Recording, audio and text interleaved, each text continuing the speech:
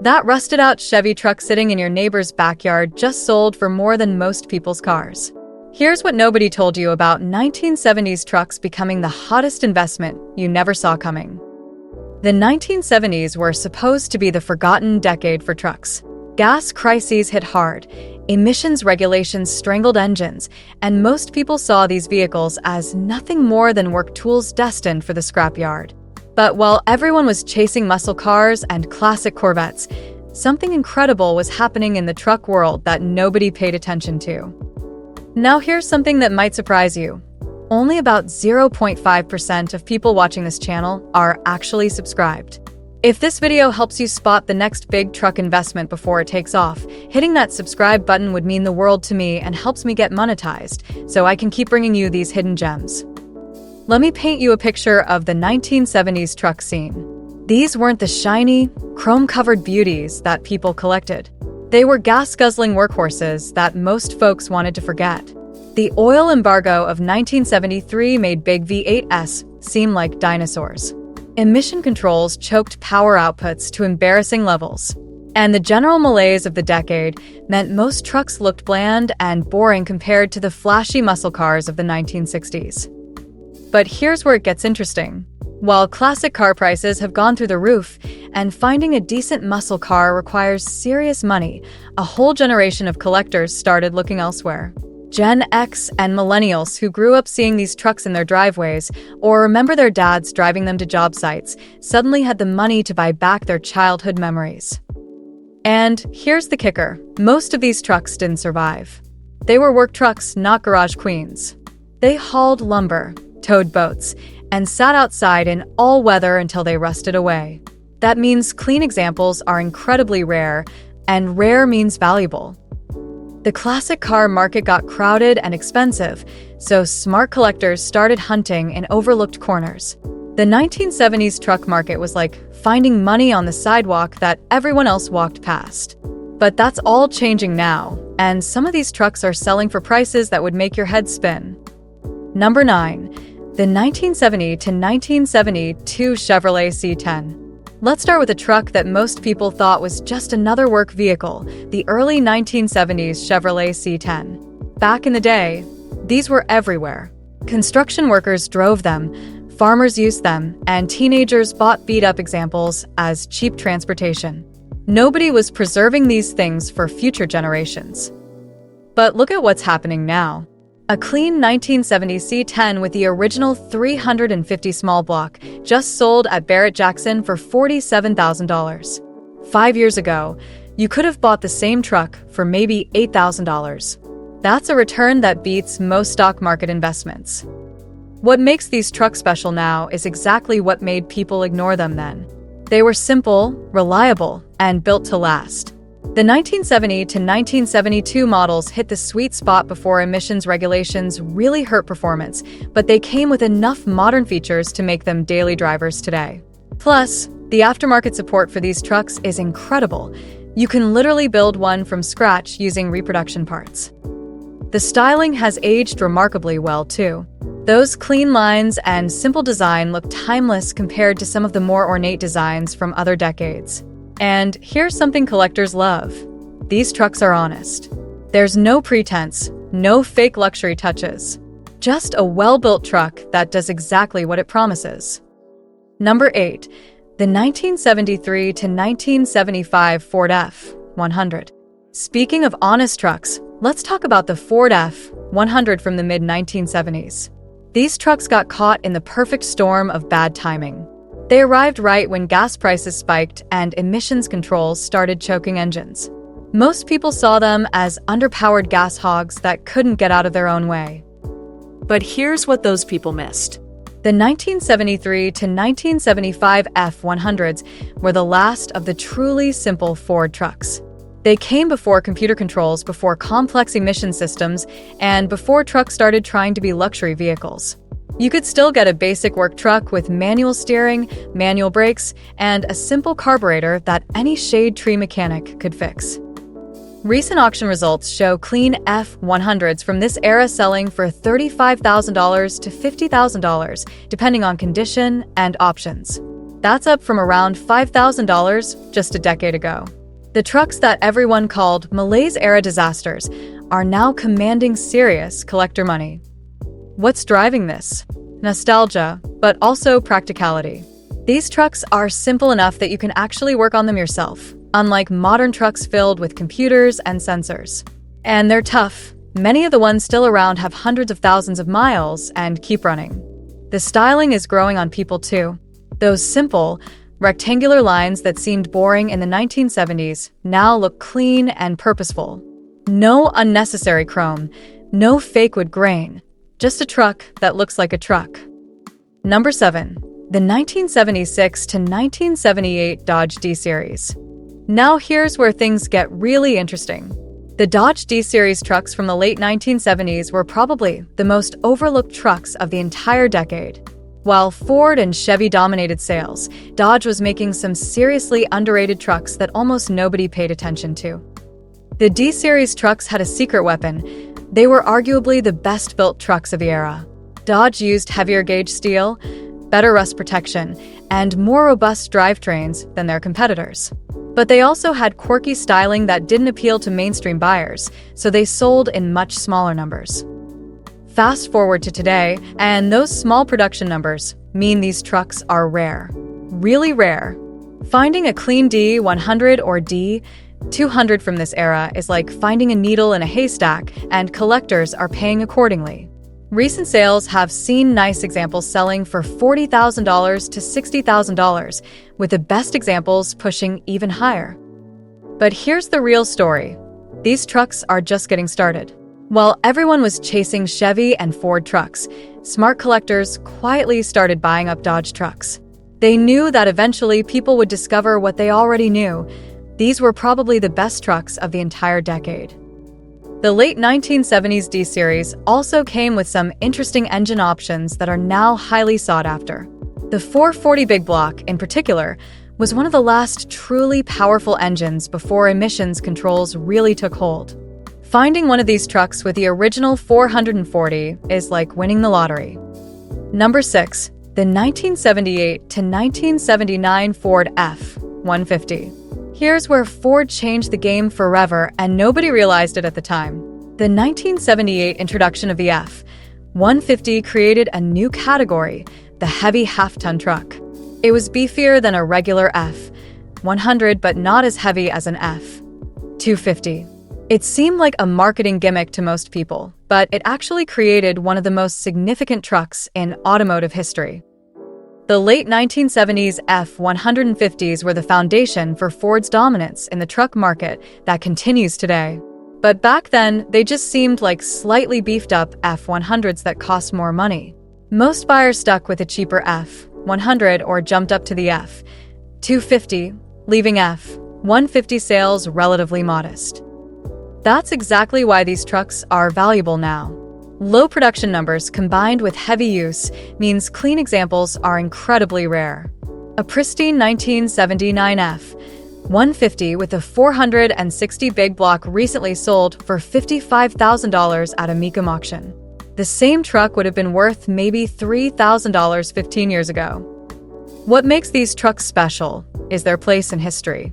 They represent Ford's transition from simple work trucks to the sophisticated machines that would dominate the market. They still have the simplicity that collectors love, but they also have the refinement that makes them practical to drive today. The styling is particularly appealing to modern collectors. The late 1970s F-150s have a clean, purposeful look that hasn't aged a day. They look modern enough to fit in today's traffic, but classic enough to turn heads at car shows. Number 5. The 1975 to 1977 Chevrolet C10 Bonanza. Now we're getting into the trucks that are really making collectors take notice. The mid-1970s Chevrolet C10, particularly the Bonanza trim level, represents something special in truck history. These were Chevy's attempt to make trucks more than just work vehicles. They were trying to create lifestyle trucks before anyone knew what that meant. The Bonanza package added comfort and convenience features that were rare on trucks at the time. Two-tone paint, upgraded interiors, and better trim made these trucks stand out from basic work trucks. But most buyers in the 1970s weren't ready to pay extra for a fancy truck, so Bonanza sales were modest. Today, those modest sales numbers are driving serious collector interest.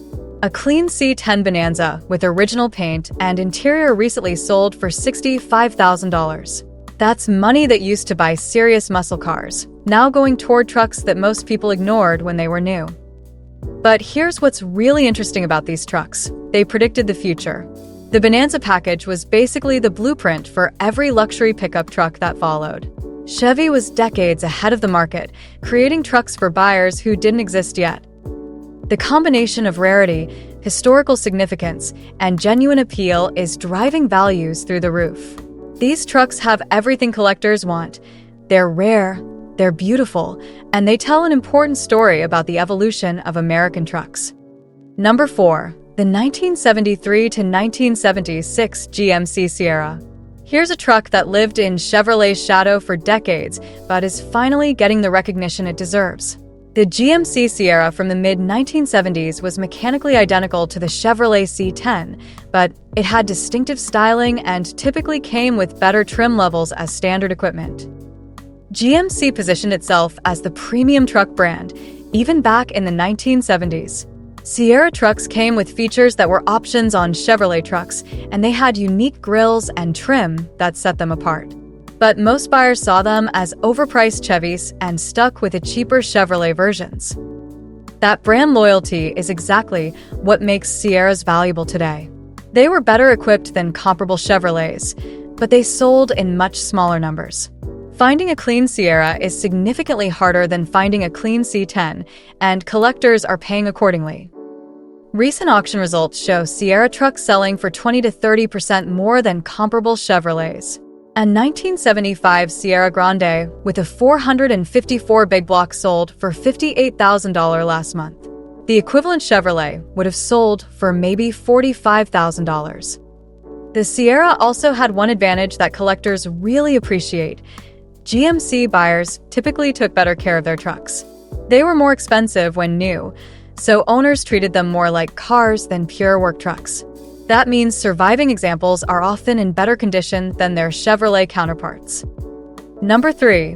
The 1977 to 1979 Ford F-250 Ranger XLT. Now we're getting into serious collector territory. The late 1970s Ford F-250 with the Ranger XLT package represents the peak of pre-emissions performance combined with genuine luxury features. These weren't work trucks. They were statement vehicles for people who wanted the capability of a truck with the comfort of a car. The Ranger XLT package was Ford's top trim level, and it showed. Premium interiors, two-tone paint, chrome bumpers, and upgraded wheels made these trucks stand out from basic F-250s. But they were expensive when new, and most truck buyers weren't ready to pay car prices for a truck. That's exactly why they're valuable now. Low production numbers combined with the fact that many buyers did use them for work means clean examples are incredibly rare. A pristine 1979 F-250 Ranger XLT with a 460 big block and four-wheel drive recently sold for $72,000. These trucks also came at the perfect time, just before emissions regulations really started hurting performance. The 460 big block in particular was one of the last truly powerful truck engines before the malaise era really took hold. Finding one with the original 460 is like finding automotive gold. But it's not just about the engines. These trucks represent Ford's vision of the future, trucks that could work all week and take the family out on weekends. They were decades ahead of the market, creating the luxury truck segment that didn't really take off until the 1990s. Number 2. The 1970 to 1971 Dodge Power Wagon. Here's where we get into legendary territory. The early 1970s Dodge Power Wagon wasn't just a truck, it was a legend. These were the most capable off-road vehicles you could buy, built for serious work in serious conditions. But they were also crude, uncomfortable, and expensive, so most people bought regular trucks instead. The Power Wagon came with features that wouldn't become common on other trucks for decades. Four-wheel drive was standard, along with a power takeoff for running hydraulic equipment. They had massive ground clearance, heavy-duty everything, and the legendary 318 or 383 engines that could pull a house down. But here's why they're valuable now. They were built in tiny numbers, and most were worked to death. Finding a clean power wagon from this era is incredibly difficult, and collectors are paying accordingly. A restored 1971 Power Wagon recently sold for $89,000 at Barrett-Jackson. These trucks represent something that's been lost in modern trucking: pure capability without compromise. They weren't trying to be comfortable or refined. They were built to do jobs that would break other trucks, and they did it with style. The Power Wagon also has incredible brand recognition. Even people who don't know trucks know the Power Wagon name. That recognition, combined with genuine rarity and legendary capability, is driving values into serious collector car territory. Number 1. The 1978 to 1979 Chevrolet C10 Big 10. And here's the truck that's completely rewriting the book on 1970s values: the Chevrolet C10 Big 10. This was Chevrolet's answer to Ford's F-150, a heavy half-ton truck that bridged the gap between light and heavy duty. But unlike the F-150, most people didn't even know the Big 10 existed. The Big 10 package was available for just 2 years, making it incredibly rare. It came with upgraded suspension, heavier-duty components, and distinctive trim that set it apart from regular C10s. But Chevrolet did a terrible job marketing it, so most buyers never even knew it was available. That lack of awareness is exactly what makes Big 10 trucks so valuable now. They're rarer than muscle cars, more capable than regular trucks, and most people still don't know what they're looking at. Smart collectors have been quietly buying them up, and values are exploding. A pristine 1979 Big 10 with a 454 big block and four-wheel drive recently sold for $95,000. That's serious money for any collector vehicle, let alone a truck that most people have never heard of. But here's the thing, it might just be getting started. The Big 10 represents everything that's driving the 1970s truck market. It's rare, it's historically significant, and it's genuinely cool. As more people discover these trucks, values are likely to keep climbing. These 9 trucks represent a fundamental shift in the collector car market. While everyone was chasing the obvious choices, a quiet revolution was happening in the truck world. The vehicles that seemed boring and forgettable in the 1970s are now some of the hottest collectibles on the market. The factors driving this boom aren't going away. Nostalgia will keep growing as Gen X and millennials reach peak earning years. Scarcity will only get worse as more of these trucks disappear. And the classic car market will keep pushing collectors toward overlooked niches. So here's the million-dollar question: what 1970s truck do you think is next to skyrocket? Drop your predictions in the comments below, and don't forget to check out other vintage car-related videos on my channel.